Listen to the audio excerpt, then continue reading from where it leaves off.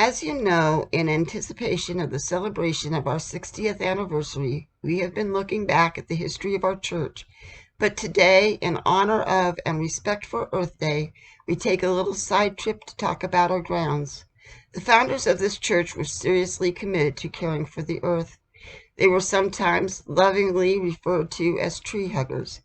There were many very animated discussions at board and parish meetings about the care of the beautiful trees and shrubs on our grounds. We have actively supported and participated in community-sponsored Earth Day activities and will do so again when they can resume. In addition to the obvious Mary's Garden gazebos supported and funded by member Mary Leggett, several trees and other sites commemorate individuals. To the left of Faith Entrance is a magnolia tree, planted shortly after we bought the property in memory of S. Gus Alexander, Jr., the husband of Kathy Loper Alexander, who was killed in combat in Vietnam. To the right of the Faith Entrance is a tree planted in 1983 for Bobby Vaughn, a popular teacher of our teens.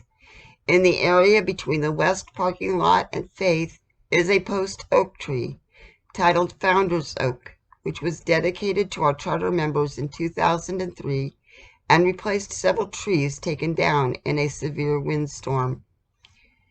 As you walk to the labyrinth, there is a small Texas whitebud tree planted in memory of Georgie Phillips, a faithful and generous member.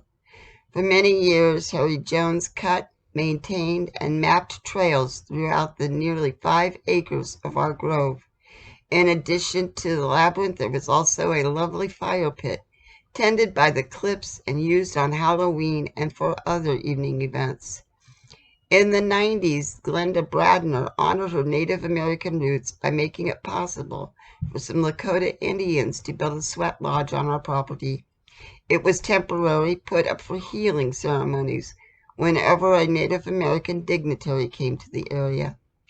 Later, Bernand Ice and Uglas Sioux from Pine Ridge conducted several ceremonies on our grounds. Designated a memorial garden, the ashes of many, many members and friends of this congregation are scattered on our grounds, making them even more sacred to us and supporting the feelings of connectedness we get from being here. Stay tuned and for next week's dramatic moment as we continue our memory trail to the celebration of the 60th anniversary of this fellowship and church.